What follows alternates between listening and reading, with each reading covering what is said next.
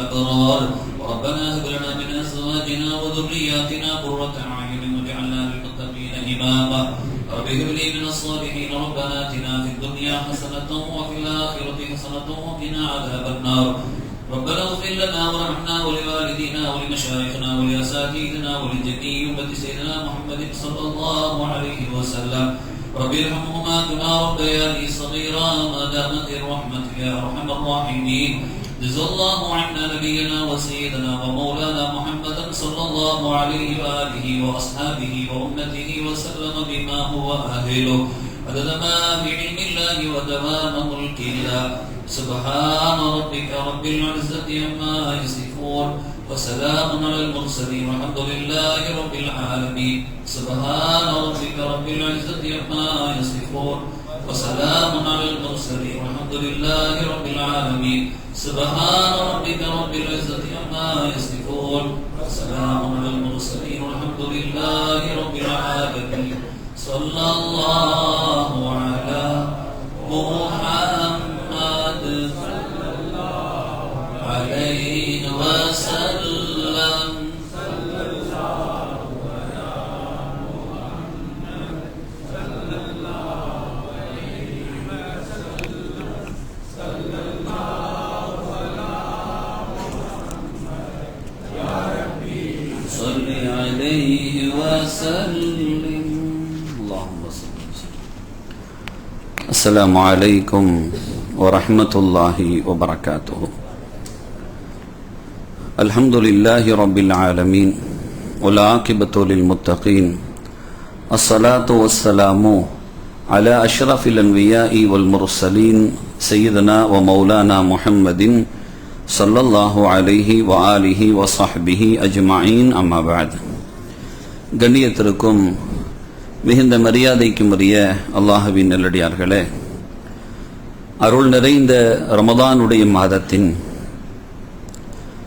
சங்கையான பிறை 21வது ரமதானினுடைய நிறைவு பகுதி இறுதி பத்தினுடைய ஒற்றைப்படையின் முதலாவது நாளில் அல்லாஹுடைய அருள் சூழ்ந்த அவனது இல்லத்தில் புனிதமான தராவீஹுடைய தொழுகையை ஜமாஅத்தோடு நிறைவுபடுத்துகிற நல்ல தௌஃபீக்கை வழங்கிய ரப்புல் ஆலமீன் அல்லாஹு சுப்ஹானஹு வ தஆலா நமது வணக்க வழிபாடுகள் அனைத்தையும் அல்லாஹுவினுடைய தனிப்பெரும் கருணையினாலும் கிருபையினாலும் கபூல் செய்து அருள் புரிவானாக.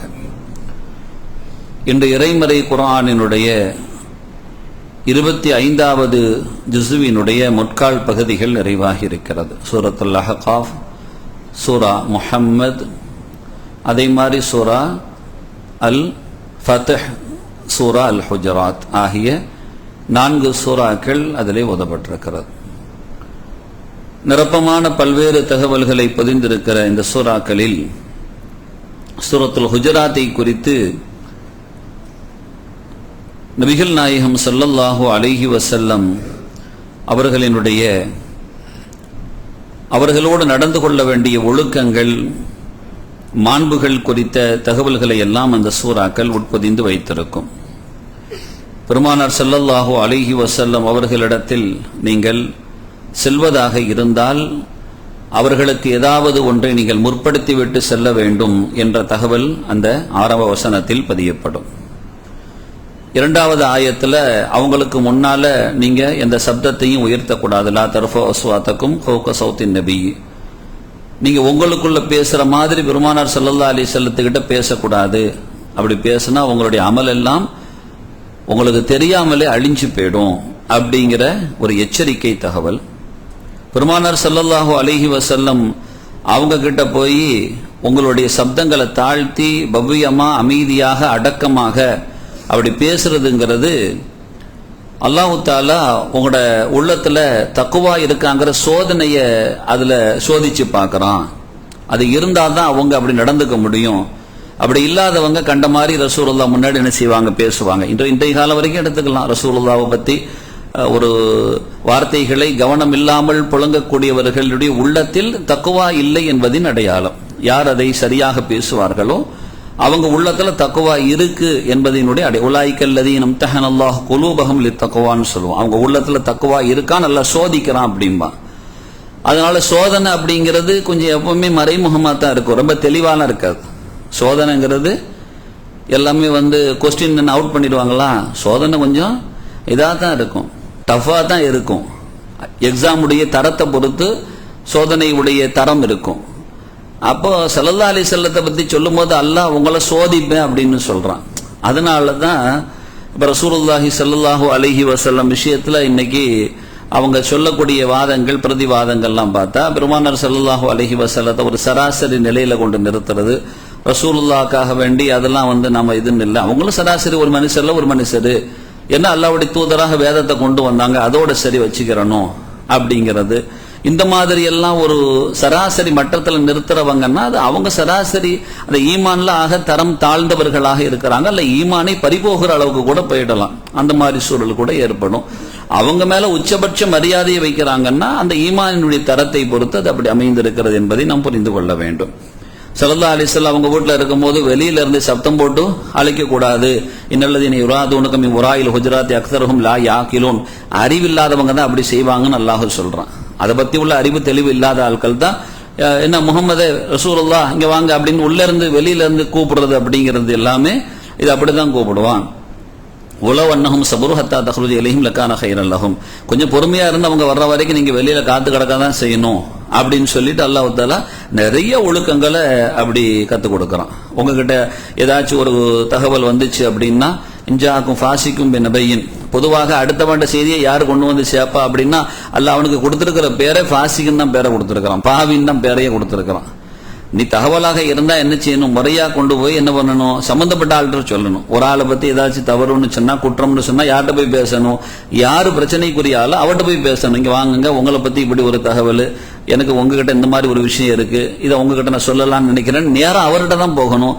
அவர் இல்லாம அவரோட தகவலை கொண்டு போய் வேற ஆள்கிட்ட கொண்டு போறான்னு வைங்க, அவன் யாரு கொண்டு போவா அப்படின்னா கெட்டவன் தான் கொண்டு போவான். அல்லாஹ்வே அந்த பேர் தான் கொடுக்குறான். யா அய்யுஹல்லதீன ஆமனு, விசுவாசிகளின் கூப்பிட்டு இன் ஜாஅக்கும் ஃபாசிக்கும் பினபையின், உங்ககிட்ட ஒரு பாவி ஒரு செய்தியை கொண்டு வரான்னு சொன்னா ஃபதபையனு அன் துஸீபு கௌமன் பிஜஹாலத்தின் ஃபதுஸ்பிஹு அலா மா ஃபஅல்தும் நாதிமீன், அதை கொஞ்சம் தெளிவா நீங்க விசாரணை பண்ணிக்கங்க. ஏடா கூடமா நீங்க ஏதாச்சும் ஒன்று நடந்து போட்டீங்கன்னா கடைசி நீங்க பின்னாடி கவலைப்பட வேண்டிய சூழல் ஆகி போயிடும். உண்மை வெளிவரும் பொழுது அப்புறம் நீங்களும் சேர்ந்து மாட்டிக்குவீங்க. அதனால கொஞ்சம் அந்த விஷயங்கள்ல என்ன செய்யணும், நீங்க தெளிவோடு நடந்து கொள்ளணும் அப்படின்னு சொல்லிட்டு அல்லாஹ் தஆலா சொல்றான். இப்படி நிறைய இந்த சூரா ஹுஜராத் அப்படியே படிச்சு பார்த்தீங்கன்னு சொன்னா எல்லாமே அல்லாஹ் நமக்கு சொல்ற அழகான ஒழுக்க விழுமியங்களும் அட்வைஸ், எல்லாம் அழகான நற்போதனைகள். அதை கொஞ்சம் எடுத்து நீங்க என்ன செய்யணும், ஃபுல்லா படிச்சு பார்க்கணும். பிரச்சனைகள் வரும் பொழுது ரெண்டு கூட்டத்தார் ஏதாச்சும் விவகாரம் கொண்டு வந்தாங்கன்னு சொன்னா நீங்க அவங்களுக்கு இடையில ஒரு சுலுகை செஞ்சு வைங்க, இணக்கத்தை செஞ்சு வைங்க, நீங்க பிரிச்சு விட்டுறாதியோ. ஏன்னா அதை நீங்க சுலுகா செஞ்சு வைங்க, அதை கொஞ்சம் நீங்க நீதமாக நடந்து கொள்ளணும். அல்லாஹு தஆலா யாரை நீதமாக நடந்து கொள்றாங்களோ அவங்கள தான் அல்லாஹ் விரும்புறான். ஒரு மூமின்கள் இன்னொரு மூமினுக்கு சகோதரனாக இருக்கணும். எனவே நீங்க அவர்களுக்கு இடையில ஒரு இணக்கமான சுமூக சூழல்களை தான் உருவாக்கணும். அல்லாஹ் உங்களுக்கு அருள் செய்வான் அப்படின்னு சொல்லிட்டு எல்லாமே லா யஸ்கர் கௌமும் மின் கௌமின் அஸா யகூனு கைரம் மின்ஹும், நீங்க யாரையும் கொஞ்சம் தாழ்வால நினைச்சுக்காதியோ, சிறந்தவங்களா கூட அவங்க இருக்கலாம். எந்த ஆணும் இன்னொரு ஆணை விட சிறந்தவனும் கிடையாது. ஒலா நிசாவும் மின் நிசாயின் அஸா யகூன கைரம் மின்ஹுன்ன, பெண்கள் என்ன செய்வாங்க, அவங்களும் சிறந்தவங்க இருக்கதான் செய்வாங்க. சரியா? ஒலா தல்மிசு ஒலா தனாபசு பில் அல்கா ஒலா தல்மிசு அன்ஃபுஸக்கும் ஒலா தனாபசு பில் அல்கா பிபேஸல் இஸ்முல் ஃபுசூக் பாதல் ஈமான் சொல்லிட்டு வரிசை அல்லாஹ் தஆலா சொல்றது எல்லாமே அட்வைஸ். பட்ட பேர் சொல்லி அழைக்காதியோ, குறையாக அவனை பேசாதியோ, ஏன்னா அது ரொம்ப மோசமான மட்டமான ஒன்று அப்படின்னு சொல்லிட்டு அது ரொம்ப பாவத்திற்குரிய ஒன்றும் கூடங்கிறதுனால தான் ஒமல்லம் எது உலாய்கஹுமுல் ஆலிமுன்னு சொல்றான். தௌபா செய்யாம போயிட்டா குற்றவாளியாக போயிடுவான், அநியாயக்காரன போயிடுவான். நீங்க அடுத்தவங்களை பத்தி தப்பான எண்ணம் வைக்கவே செய்யாதே. வாய்கல்லதீன ஆமனு இஜ்தனிபு கஸீரன் மினல் ظنி, அதை போட்டு நீங்க விலகியே இருங்கோ. அடுத்த ஆளை பத்தி தப்பான எண்ணத்தை உள்ள கொண்டு வந்துடாதியோ. அப்படி வந்துட்டீங்கன்னு சொன்னா இன்னும் பாதல் தண்ணி எத்துமுன், நீங்க நினைக்கிறதுல சிலது தவறா போயிடும். அப்ப அதனால பாதிப்பு உங்களுக்கு தான் ஏற்படும். நான் ஒன்னே ஒண்ணு கேட்கறேன்னு நல்லா சொல்றான், ஒலாத்த ஜஸ்ஸு ஒலா யகத பாதுக்கும் பாதா, ஒரு ஆள் இன்னொரு ஆளை பத்தி புறம் பேசிக்கிட்டு கோல் சொல்லிக்கிட்டு இப்படி அலையாதியோ. அய்யுஹிப்பு அஹதுக்கும் யாக்குல் லஹம் அஹீஹி மைதா, செத்த உங்க சகோதரன் மாமிசத்தை நீங்க சாப்பிடுறதுக்கு ஆசைப்படுவீங்களா? அந்த மாதிரில இது அவனை நீங்க கழுவுறது அப்படிங்கிறது அவன்கிட்ட இறைச்சியை திங்கிறதுக்குள்ள சமம். அவன் இறந்ததுக்கு அப்புறம் அவன்கிட்ட இறைச்சி எடுத்து திம்பிங்களா? அது மோசமானது இல்லையா? அந்த மாதிரி ஒன்றுல நீங்க செஞ்சுட்டு இருக்கிறீங்க, அது செய்யக்கூடாது.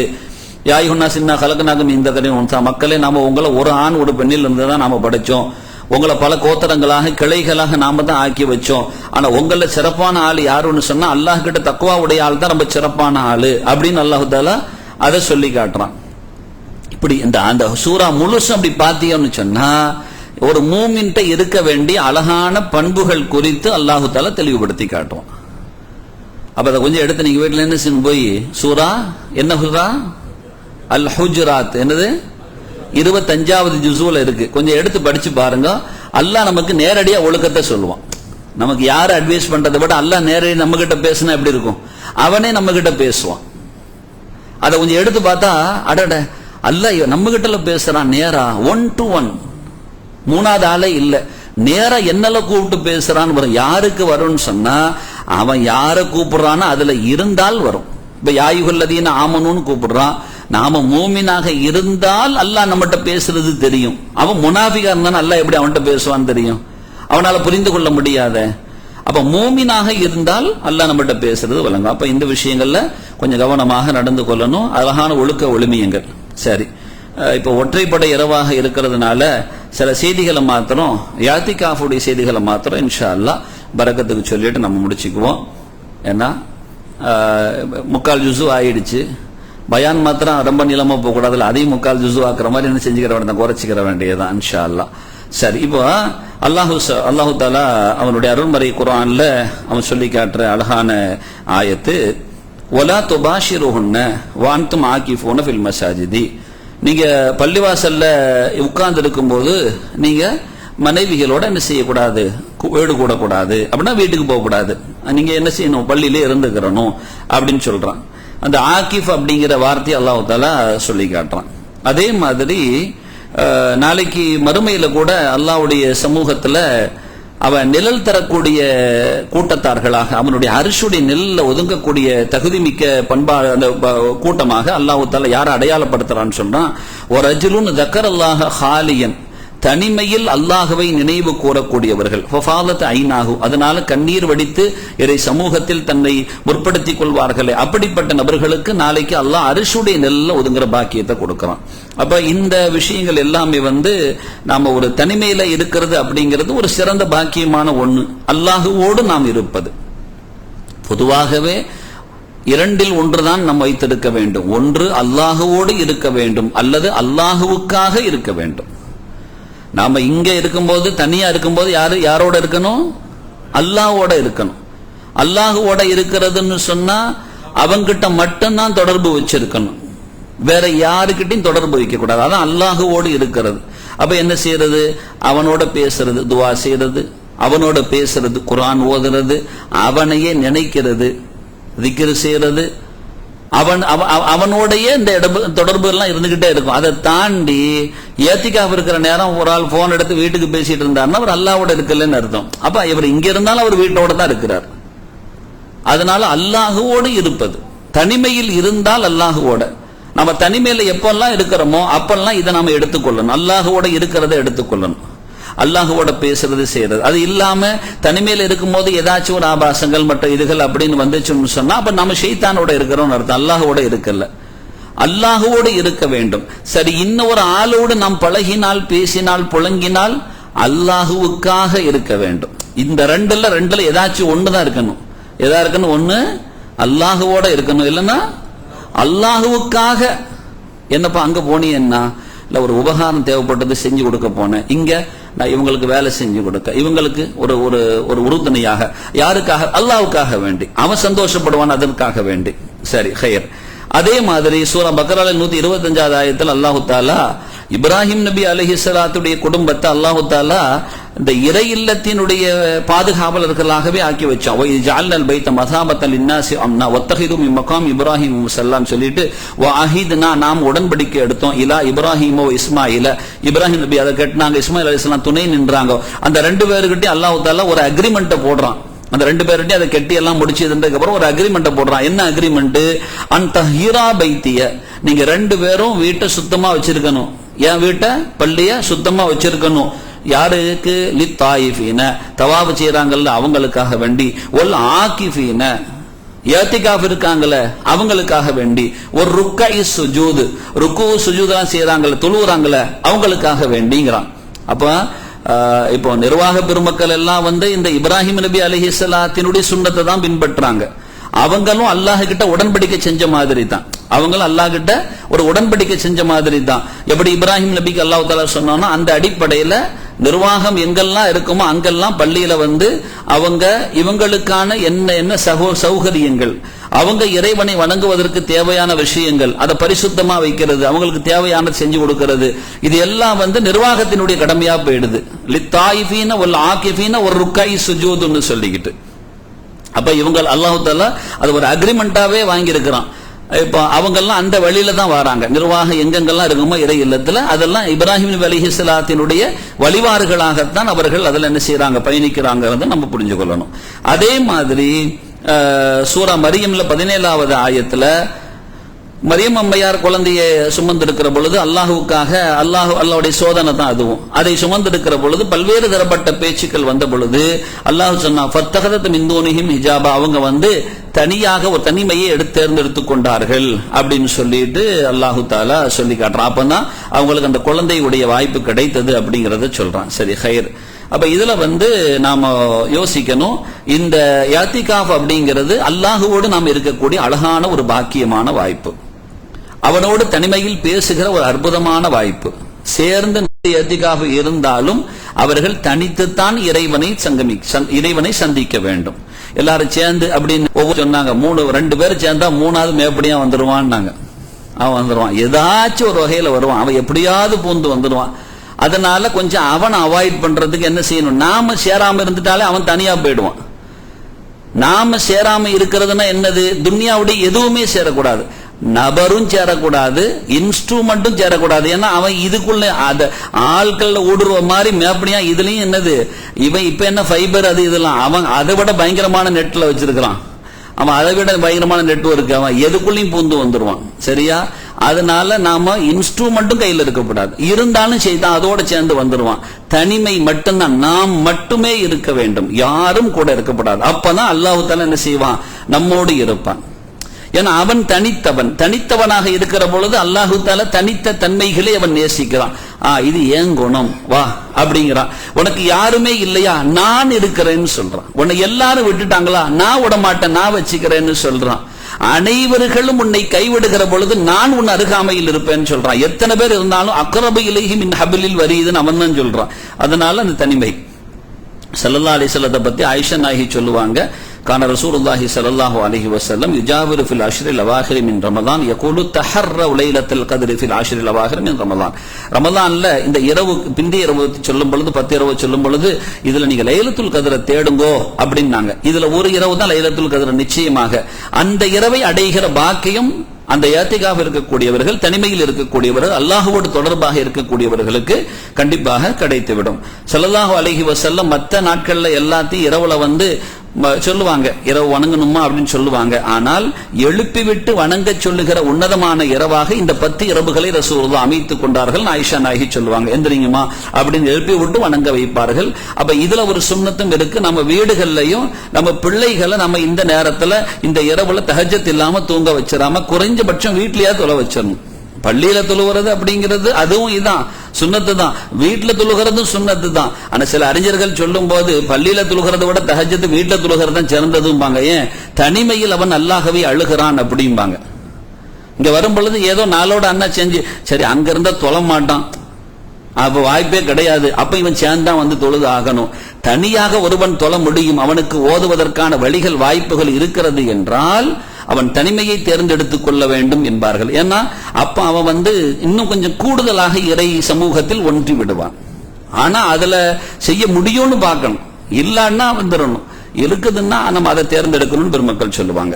அதே மாதிரி அப்துல்லாஹ் இப்னு உமர் ரலியல்லாஹு அன்ஹு சொல்லுவாங்க, ஸல்லல்லாஹு அலைஹி வஸல்லம் கடைசி 10ல இஅ்திகாஃப் இருந்திருக்கிறாங்க. 3 இரவுகளையும் ரசூல் ஸல்லல்லாஹு அலைஹி வஸல்லம் அவங்க அந்த 3 பத்துகளையுமே ரசூலுல்லாஹ் கண்ணியம் கொடுத்து தான் இருப்பாங்க. ஆனா கடைசி 10க்கு கூடுதல் முன்னுரிமையை ரசூலுல்லாஹ் கொடுத்திருந்தார்கள் என்பதை எல்லாம் நாம் பார்க்க முடிகிறது.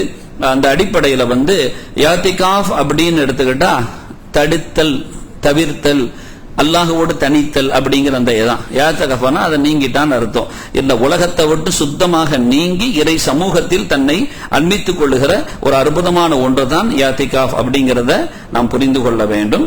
இஅ்திகாஃப் எடுத்துக்கிட்டோம்னு சொன்னா நமக்கு அதுல ரமலானுடைய பகுதியில் இருக்கக்கூடிய இஅ்திகாஃப் அப்படிங்கிறது வலியுறுத்தப்பட்ட சுன்னத். யாருமே இல்லைன்னா அந்த மஹல்லாவே குற்றவாளியா போயிடும். அந்த பள்ளியில யாருமே இல்லைன்னு அந்த மஹல்லாவே குற்றவாளியா போயிடும். வழங்குதா?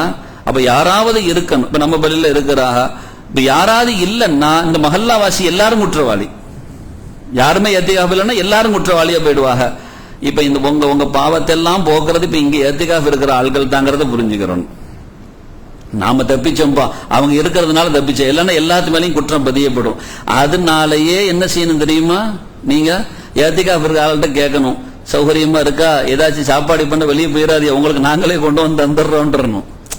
நீங்களா கேட்கணும். ஏன் உங்களோட பாவத்தெல்லாம் இப்ப அவதான் போக்குறாக. அதனால இஅ்திகாஃப் இருக்க ஆள்கிட்ட வழங்குதா. ஆனா இஅ்திகாஃப் இருக்கிறவங்க இதை எதிர்பார்க்காம தான் இருக்கணும். அவங்க நமக்கு சாப்பாடே கிடைக்காம போதுன்னா அடட அல்லாஹ் இன்னும் நம்மளை நேசிக்கிறான் போல தெரியுது. நம்மளோட சோதனையில அல்லாஹ் தஆலா நம்மளை இன்னும் நேசிக்கிறான். வீட்டுல இருந்த எந்த சௌகரியங்களும் இங்கு இல்லாமல் இருக்க வேண்டும். அதையெல்லாம் விட்டுட்டு முடியும் அப்படிங்கறத இறை சமூகத்தில் தன்னை அர்ப்பணித்தல் அப்படிங்கறத நம்ம புரிந்து கொள்ளணும். அந்த அடிப்படையில இஅ்திகாஃப் அப்படிங்கிறது கடைசி 10ல வலியுறுத்தப்பட்ட சுன்னத். நேர்த்திக்கடன் வைத்திருந்தால் வாஜிபா போயிடும், கண்டிப்பாக இருந்து ஆகணும். இல்லைன்னா குற்றமாகிவிடும், தனிப்பட்ட நபரின் மீதும் குற்றமாகிவிடும். இவங்க இஅ்திகாஃப் திடீர்னு இடையில ஏதாச்சும் ஒரு இல்லாம முறிச்சாங்கன்னு சொன்னா அவங்க காரணம் இல்லாமல் முறிக்க கூடாது. எந்த அளவுக்குன்னு சொன்னா ஃபுகஹாக்கள் எந்த அளவுக்கு கொண்டு வராங்க அப்படின்னா, ரசூலுல்லாஹ்வுடைய செய்திகளை முன் வச்சு ஆயிஷா நாயகி போன்ற பெருமக்கள் ஸல்லல்லாஹு அலைஹி வஸல்லம் நடவடிக்கைகளை பார்க்கறாங்க. அவங்களும் அதை நடந்து கொண்டாங்க.